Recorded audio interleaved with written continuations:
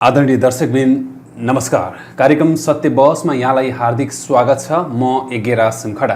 कार्यक्रम सत्य बहसलाई रेडियो नमस्ते 96.5 मेगाहर्जसँगै उज्यालो टिभी नेटवर्क र उज्यालो टिभी नेटवर्कको अफिसियल फेसबुक पेजबाट एकैसाथ सुन्न र हेर्न सक्नुहुन्छ। आदरणीय दर्शक तथा श्रोताबिन, आज हामी कार्यक्रम सत्य बहसमा विभिन्न विषयवस्तुसँग कुराकानी गर्ने प्रयत्न गर्नेछौँ र यस कार्यक्रममा हामी टिकापुरदेखि लिएर टिकापुर आसपासका क्षेत्रका विकासका विषयमा पनि कुरा उठाउने गर्दछौँ भने देशभरिको समग्र समसामयिक विषयमा कुराकानी गर्छौँ र सत्यलाई प्रोत्साहन गर्छौँ, असत्यको चिरफाड गर्छौँ। यो हाम्रो कार्यक्रमको अभियानको रूपमा हामीले लिएका छौँ र यस कार्यक्रमलाई प्रायोजन गरेको छ जो गणपति बाबा फर्निचर उद्योग टिकापुरको 14 नम्बरमा अवस्थित छ। त्यहाँ फर्निचरका सम्पूर्ण घरयासी तथा अफिस प्रयोजनका लागि चाहिने सामानहरू उपलब्ध छन्। तपाईँलाई चाहिएको छ भने त्यहाँ सम्पर्क गर्न सक्नुहुन्छ। आदरणीय दर्शक तथा श्रोताबिन, आज हामी कार्यक्रममा विशेष विषयमा कुराकानी गर्नेछौँ। यस विषयमा कि जुन टिकापुर क्षेत्रमा जेसिसले गरेको विकासका लागि अर्थात् जेसिसले गरेको भूमिकासँग सम्बन्धित कुराकानी गर्नेछौँ र अब हुँदै गरेको जेसिसका विभिन्न क्रियाकलापहरूका विषयमा चर्चा गर्नेछौँ। यस विषयमा चर्चा गर्नलाई आज हाम्रो स्टुडियोको पाहुना हुनुहुन्छ टिकापुर जेसिसका वर्ष 2022का अध्यक्ष जेसिस टोपप्रकाश विकजी हुनुहुन्छ। उहाँसँग हामी कुराकानी गर्नेछौँ। टोपप्रकाशजी, यहाँलाई स्वागत छ। धन्यवाद। आराम हुनुहुन्छ? आराम छ। निकै समयपछि तपाईँसँग कुराकानी गर्ने एउटा समय जुरेको छ, खुसी लागेको छ। जो टिकापुर जेसिसका अध्यक्षसँग आजको एउटा वार्ता गरिरहँदा अर्थात् आजको अन्तर्वार्ता गरिरहँदा टिकापुर क्षेत्रको विकासका लागि केही टेवा पुगोस् भन्ने हाम्रो उद्देश्यका साथ हामीले यस बहसलाई सञ्चालन गरेका छौँ। सबैभन्दा पहिला त म तपाईँलाई एउटा प्रश्न यस्तो सोध्छु जो जेसिससँग सम्बन्धित, खास जेसिस भनेको के हो भन्ने प्रश्न तपाईँलाई पहिलो प्रश्न गर्छु। धन्यवाद। जेसिस एउटा यस्तो विश्वविद्यालय हो हजुर, जहाँ जीवनका भोगाइहरू सिकाइहरू सिक्ने एउटा पाठशाला हो। जुन कुरा हामी कुनै पनि स्कुलमा कलेजमा सिक्दैनौँ, हजुर, त्यो कुरा सिक्ने एउटा युनिभर्सिटी हो, यसरी बुझ्दछौँ। र जेसिस स्थापनादेखि नै सन् 1915मा स्थापना भएको हो। अमेरिकाबाट चाहिँ यो जेसिस अभियान सुरु भएको हो।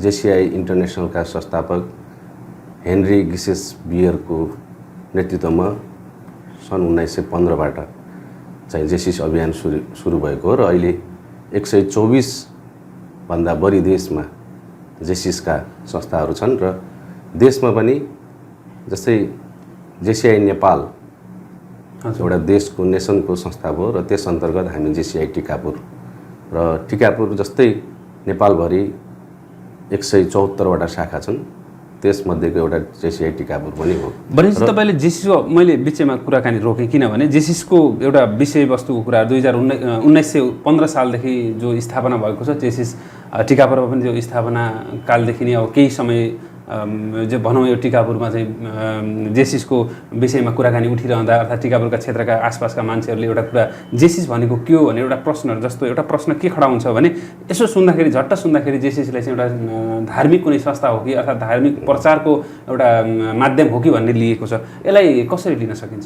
त्यो कुरा सही कुरा हो। यो धेरै जसोको बुझाइमा के छ भने जेसिस कुनै एउटा धार्मिक सङ्गठन हो कि अथवा कुनै पार्टीको भातृ सङ्गठन हो कि या कुनै यो अन्य संस्था हो कि भन्ने बुझाइ छ। यो जेसिस भनेको नितान्त के हो भने नेतृत्व, व्यक्तित्व विकास सँगसँगै उद्यमशीलताको विकास गर्ने र अन्तर्राष्ट्रिय स्तरमा पनि आफूलाई चिनाउने एउटा माध्यम हो। हामी विशेष गरेर जेसिसलाई कसरी बुझ्दछौँ भने जेसिसले पहिलो प्राथमिकता इन्डिभिजुअल डेभलपमेन्ट भन्छ। हामी यो 4 क्षेत्रमा चाहिँ जेसिसले कार्य गर्ने गर्दछ। त्यस अन्तर्गत पहिलो भनेको इन्डिभिजुअल, व्यक्तित्व, नेतृत्व विकास गर्ने। त्यसमा हामी परिवार पनि जोड्दछौँ। अहिले हामी हाम्रो व्यक्तित्वलाई कस्तो बनाउने, नेतृत्वलाई कस्तो बनाउने, यो चाहिँ हामी ट्रेनिङका माध्यमबाट विभिन्न किसिमको ट्रेनिङहरू हुन्छ र त्यो ट्रेनिङ माध्यमबाट हामीले चाहिँ आफ्नो व्यक्तित्वलाई विकास गर्छौँ। र दोस्रो भनेको बिजनेस, दोस्रो सेक्टर भनेको बिजनेस।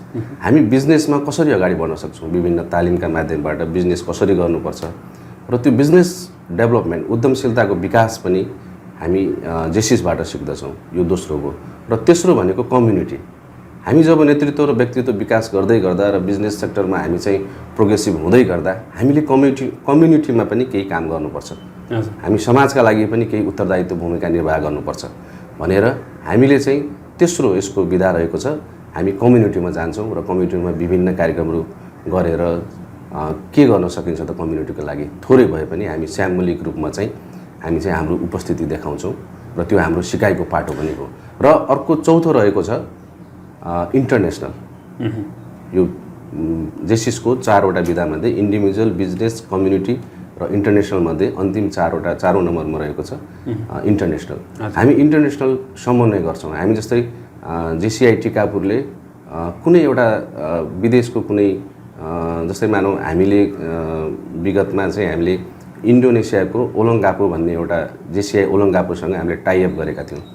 टिकापुरबाट ट्विन्स भन्छ त्यसलाई, हामीले टाइअप गरेका थियौँ र हामी त्यो त्यस्तै अन्य शाखाहरूबाट पनि गर्न सक्छौँ कि यताबाट हामीले फन्डिङ गरेर उता केही कार्यक्रम गर्ने, उताबाट उहाँहरूले फन्डिङ गरेर यता कार्यक्रम गर्ने, त्यो इन्टरनेसनल सम्बन्ध बनाउँछौँ। र हामी इन्टरनेसनल कुराहरूमा चाहिँ हामी जस्तै वर्ल्ड इन्भाइरोमेन्ट डे भयो, तपाईको मजदुर दिवस भयो, यस्ता अवसरमा पनि हामी जेसिसको उपस्थिति गर्छौँ। र इन्टरनेसनलमा हामीले इन्टरनेसनल सम्बन्ध विस्तार गर्ने क्रममा हामीले चाहिँ इन्टरनेसनलमा रहेका जति पनि वर्ल्ड कङ्ग्रेसदेखि लिएर जुन जेसिआईको इन्टरनेसनल सम्मेलनहरू हुन्छ त्यहाँ सहभागिता जनाउने अवसर पनि जेसिसले प्रदान गर्दछ।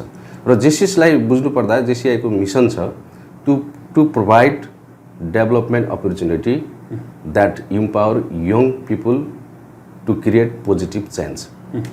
हामीले हाम्रा जेसिस मेम्बरहरूलाई चाहिँ अपर्च्युनिटीहरू प्रोभाइड गर्छौँ ताकि उनीहरूले पोजिटिभ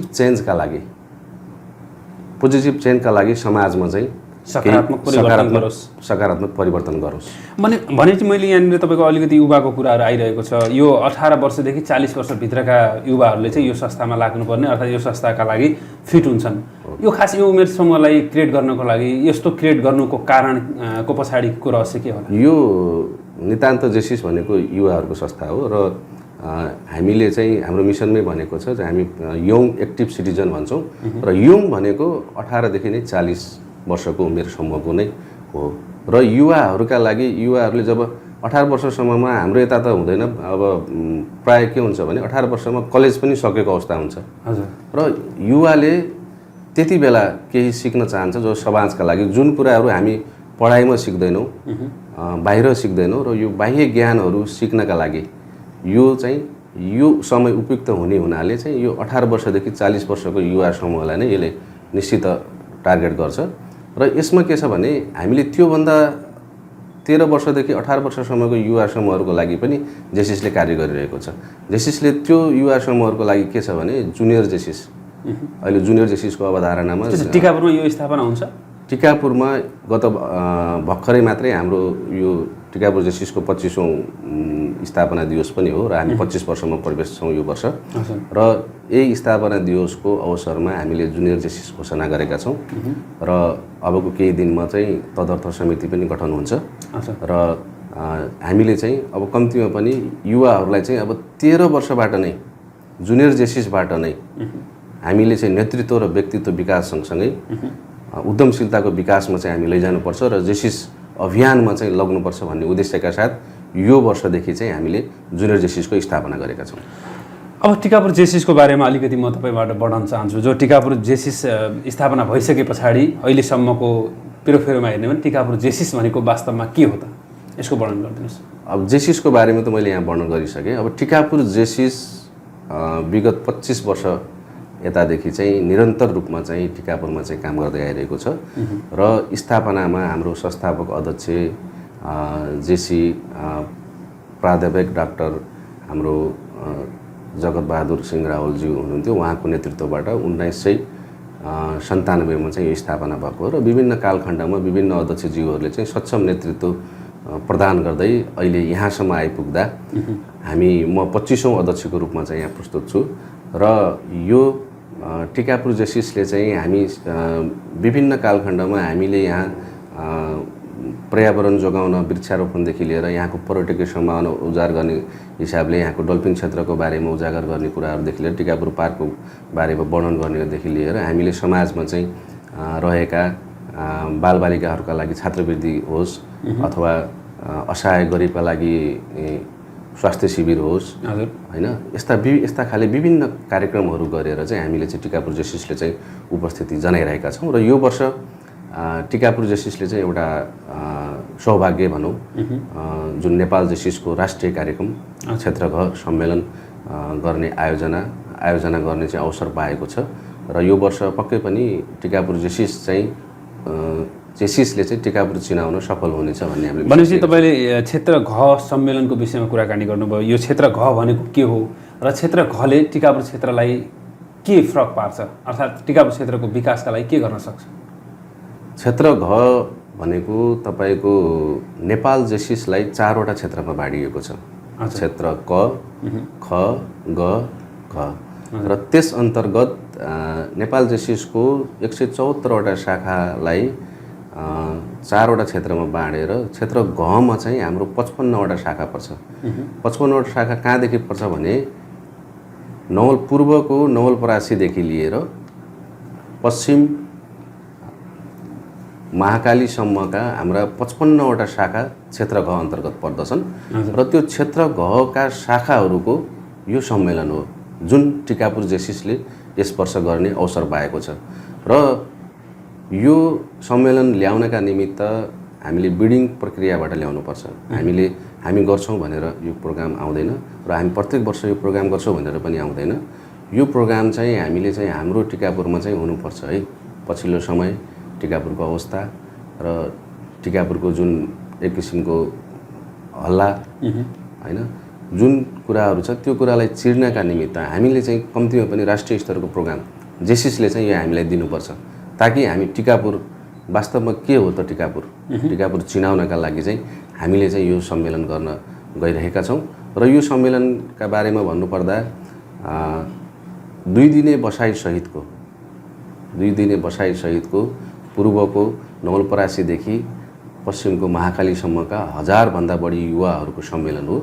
र यो कार्यक्रमले चाहिँ पक्कै पनि टिकापुर क्षेत्रको समग्र विकासमा र टिकापुर चिनाउनलाई वास्तविक टिकापुर के हो त त्यो बेलामा प्लानिङ 2027 सालमा प्लानिङ भएर बनेको टिकापुर, प्लानिङ सिटीका रूपमा बनेको टिकापुर र जुन टिकापुर बङ्गला पार्कले जुन ख्याति पाइरहेको टिकापुर, जुन हामीसँग रहेको पद्म प्रकाशेश्वर महादेव मन्दिर, प्राचीन मन्दिर र विश्वकै दुर्लभ र नेपालमा मात्रै पाइने दुर्लभ प्रजाति डल्फिन क्षेत्रको कुराहरू उजागर गर्नका निमित्त यो सम्मेलन चाहिँ पक्कै पनि सार्थक रहनेछ भन्ने भनेपछि टिकापुरको पर्यटन क्षेत्रका लागि टेवा पुर्याउनका लागि यो सम्मेलनले ठुलो भूमिका खेल्नेछ। हो, पक्कै पनि यो सम्मेलनले पर्यटनको पक्षमा मात्रै नभएर यहाँको व्यापारिक, जस्तै 2 दिनको बसाइमा जो बाहिरबाट आउनुहुन्छ त्यसले गर्दाखेरि व्यापारमा पनि केही सहयोग हुन्छ। र अन्य कुरा के छ भने अहिले टिकापुरको सन्दर्भमा सबैभन्दा उद्यमशीलता गर्नलाई सबैभन्दा सस्तो जमिन कहाँ छ त भनेपछि टिकापुरमा छ।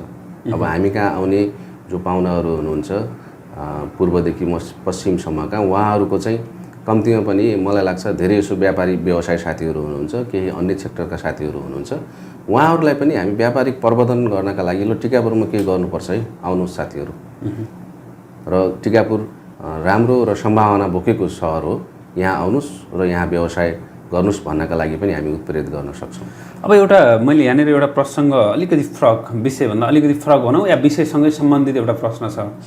टिकापुर क्षेत्रलाई बाह्य दृष्टिकोण अथवा बाह्य आँखाले हेर्ने दृष्टिकोणले एउटा अपराधिक क्षेत्रको रूपमा बढी चिनिएको भनौँ या अलिकति त्यो खालको एउटा मान्छेहरूको दिमागमा चाहिँ त्यो असर परेको छ। वास्तवमा हुन त अपराध नभएको ठाउँ त कुनै होला र त्यही पनि यो क्षेत्रमा तपाईँले एउटा सम्मेलन गर्न खोज्नुभएको छ, एउटा क्षेत्र घको सम्मेलनको परिकल्पना गर्नुभएको छ। यो क्षेत्रमा मान्छे आउँदाखेरि निर्धक्क वातावरणले अर्थात् निर्धक्क मनले आउन सक्ने वातावरण बनाउनलाई अरू केही भूमिका खेल्नुपर्छ टिकापुर क्षेत्रले? टिकापुर क्षेत्रमा यो पछिल्लो समय जुन 72को घटनापछि जुन किसिमको यो भयावह स्थिति जुन बाहिर हल्ला वर्णन गरेको छ, वास्तवमा त्यो छैन। त्यो आउने मान्छेले बुझ्दछ। हजुर, जो टिकापुरमा आउँछ, जो टिकापुरमा बसोबास गरिरहेको छ, जो हामी यहाँ बसिरहेका छौँ, उहाँहरूले महसुस गर्ने कुरा हो। र त्यो कुरालाई उजागर गर्नका लागि टिकापुर साँच्चै सुरक्षित छ है भन्नका लागि यो सम्मेलन भइसके पश्चात पक्कै पनि यहाँको मेसेज राम्रो जानेछ र जुन सुरक्षाको दृष्टिकोणले यहाँ संवेदनशील छ भनेर चुनाव ताका पनि होस् या अन्य कुनै कार्यक्रम हुँदा होस् विशेष कैलालीमा विशेष फोकस चाहिँ टिकापुरलाई गरिन्छ, अझै पनि गरिन्छ। त्यो किन गरिन्छ त त्यही 72 को घटनाले हो हैन। त्यो कुरा चिर्नका निमित्त पनि जब यहाँ हामी कहाँ 1000 भन्दा बढी युवा साथीहरू आउनुहुन्छ, 2 दिनको बसाइ बस्नुहुन्छ र पक्कै पनि त्यो बसाइले उहाँहरूलाई राम्रो मेसेज जानेछ।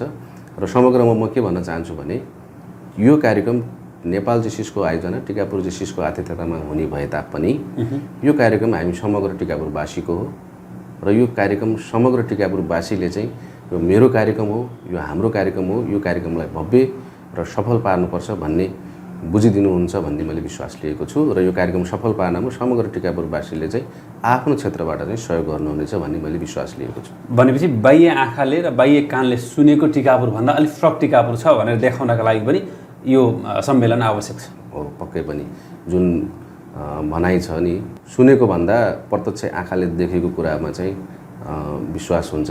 त्यसले गर्दाखेरि यो सम्मेलनले पक्कै पनि नेपाल जेसिसको यो क्षेत्रगत सम्मेलन जुन टिकापुरमा आयोजना हुँदैछ यो कार्यक्रमले चाहिँ पक्कै पनि टिकापुरको चाहिँ जुन सुन्ने कुरा थियो, बाहिर सुनेको कुरा थियो, त्यो कुरालाई चिर्न चाहिँ यो सार्थक रहनेछ यो कार्यक्रम चाहिँ।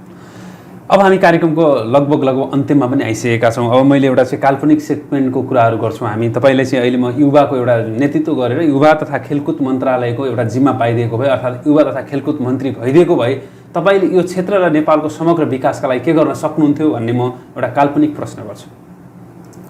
राम्रो प्रश्न गर्नुभयो। अब काल्पनिक प्रश्नमा काल्पनिक नै उत्तर दिनु पर्ला। हजुर, यो युवा तथा खेलकुद मन्त्री अब यो सोचभन्दा बाहिरको कुरा हो। मैले र हजुरले भइदिएको भए के गर्नु पर्ला भन्नुभयो। मैले देखेको के छ भने हामी कहाँ युवाका लागि कार्यक्रमहरू भनौँ न सरकारी हाम्रो सङ्घीय सरकारमा होस् या प्रदेश सरकारमा होस् या स्थानीय स्तरमा होस् युवाका कार्यक्रमहरूमा चाहिँ खासै चासो दिइँदैन हैन। भोलिको हामी भन्ने गर्छौँ आजका युवा भोलिका कर्णधार भन्छौँ हामी।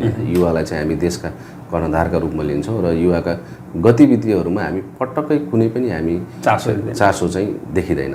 त्यसले गर्दाखेरि युवाहरू जस्तै युवाको नेतृत्व विकासका लागि, डेभलपमेन्टका लागि, युवाहरूलाई उद्यमशीलताको विकासका लागि सरकारी तौरबाट अब विभिन्न अनुदानहरू त आउँछन्, तर ती अनुदान कहाँ जान्छन्, कहाँ खर्च हुन्छन् हैन, युवासँग प्रत्यक्ष पुग्छ कि पुग्दैन, त्यो अनुदान बाटोमै हराउँछ हैन। प्रत्यक्ष युवा स्वरोजगार लगायत युवालाई ट्रेनिङ दिने कुराहरू लगेर युवाको मोटिभेसन गर्नेदेखि लिएर प्रत्यक्ष युवामा चाहिँ लगानी हुनुपर्छ र त्यो यदि म भएको भए त्यो गर्ने थिएँ। र खेलकुदका क्षेत्रमा पक्कै पनि हामी कहाँ के छ भने खेलकुद जो आफैमा पूर्ण रूपले चाहिँ त्यो भन्छ नि ईश्वरको वरदान पाएको व्यक्ति छ भनेपछि त्यो खेलकुदमा जुन विधामा ऊ अगाडि बढ्यो त्यो अटोमेटिक बढ्यो। यहाँ चाहिँ खेलकुदको शिक्षा प्रदान गरेर खेलकुदलाई चाहिँ ट्रेनिङ दिएर चाहिँ युवाहरूलाई चाहिँ खेलकुदको चाहिँ बारेमा चाहिँ एकदम पोख्त बनाउने कुनै पनि सरकारले कहीँ पहल गरेको छैन। त्यसका लागि के आवश्यक छ भने एकाडेमीहरू आवश्यक छ। खेलकुदका एकाडेमीहरू निर्माण हुनु पर्यो जहाँ जसरी हाम्रो दैनिक पाठ्यक्रमहरू पढाइ हुन्छ त्यसरी नै दैनिक रूपमा चाहिँ खेलकुदका अभ्यासहरू हुने एक किसिमको एकाडेमी हुनु पर्यो। अनि मात्रै खेलकुदका दक्ष भनौँ सक्षम खेलकुदमा चाहिँ प्रगति गर्न सक्ने युवाहरूको चाहिँ निर्माण हुन सक्दछ र त्यो कुराले देशैभरि कम्तीमा पनि प्रत्येक क्षेत्रमा पाएक पर्ने क्षेत्रहरूमा र प्रत्येक क्षेत्रमा चाहिँ खेलकुद एकाडेमी हुन जरुरी छ र त्यसको निर्माणको अभियानमा म लाग्ने थिएँ। भनेपछि अब हामी कार्यक्रमको अन्तिममा आइसकेका छौँ। अब अन्तिममा आइसकेपछि म तपाईँलाई फेरि यो क्षेत्र घको विषयमा अलिकति म क्षेत्र घ सम्मेलनको विषयमा फेरि टिकापुर क्षेत्रमा आइदिनका लागि आदरणीय पाहुनाहरूका लागि तपाईँको अपिल अर्थात् तपाईँको धारणाका बारेमा अलिकति जानकारी फ्री गराउन चाहन्छु।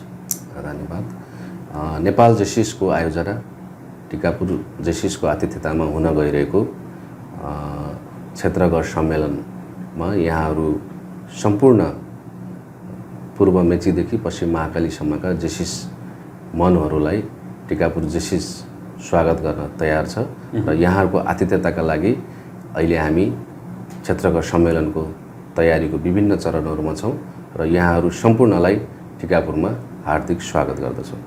हवस्, धन्यवाद। आफ्नो अमूल्य समय दिएर हाम्रो कार्यक्रममा आएर हाम्रो कार्यक्रमको शोभा बढाइदिनु भयो, त्यसको लागि धेरै धेरै धन्यवाद। यहाँलाई पनि हाम्रा जेसिस मनका कुराहरू राख्ने अवसर दिनुभयो, यहाँलाई धेरै धेरै धन्यवाद। आदरणीय दर्शक तथा श्रोताबिनहरू, कार्यक्रम सत्य बहसको आजको श्रृङ्खला यहीँ सकिएको छ र कार्यक्रमको सत्य बहसको आजको श्रृङ्खलामा हामीसँग आजको स्टुडियोमा पाहुना हुनुहुन्थ्यो टिकापुर जेसिसका वर्ष 2022का अध्यक्ष जेसिस टोप्रकाश विकजी हुनुहुन्थ्यो। उहाँसँग हामीले कुराकानी गऱ्यौँ। कुराकानी तपाईँलाई कस्तो लाग्यो? जस्तो लाग्यो त्यस्तै सुझाव सल्लाह र प्रतिक्रिया हाम्रो कमेन्ट बक्समा लेख्न सक्नुहुन्छ भन्दै आजको कार्यक्रमबाट म यज्ञराज सिमखडा बिदा हुन्छु र आगामी कार्यक्रममा यस्तै यस्तै विषयमा अरू कुराकानी उठाउनका लागि उपस्थित हुनेछु। तबसम्मका लागि रेडियो नमस्ते 96.5 मेगाहर्ज र उज्यालो टिभी नेटवर्क, त्यस्तै गरी उज्यालो टिभी नेटवर्कको अफिसियल पेज फेसबुकमा तपाईँ लाइक, कमेन्ट तथा सेयर गर्नुहोला र रेडियो नमस्ते सुन्दै गर्नुहोला भन्दै आजको यो कार्यक्रमबाट म यज्ञराज सिमखडा बिदा हुन्छु। नमस्कार।